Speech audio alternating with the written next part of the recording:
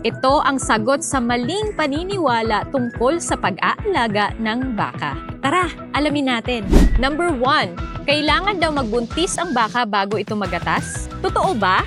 This is true. Kailangang magbuntis upang makapag-produce ng gatas ang baka dahil may nire-release na hormone na kailangan para lumabas ang gatas. Number 2, ang dairy cow daw ay natutulog na nakatayo? Totoo ba? Hindi, mga kaparmilya. Pwede silang makaidlip habang nakatayo, pero kailangan nilang makahiga upang makapagpahinga ng maayos at ma-digest yung kinain nila. Number 3, ang baka daw ay may 4 na stomach. Totoo ba? Hindi, dahil ang baka ay may 1 stomach. Pero may 4 ito na compartment o bahagi. Ito yung rumen, reticulum, omasum at abomasum. At pang-4, ang mga baka daw ay nakakakilala ng tao at pwedeng makipag-bonding sa kanila? Totoo ba?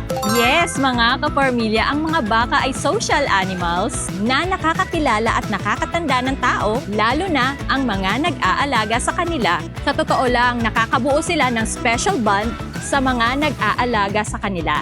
Ikaw, kaparmilya, ano pa ang alam mong haka-haka sa pag-aalaga ng baka? Comment mo nga sa comment section!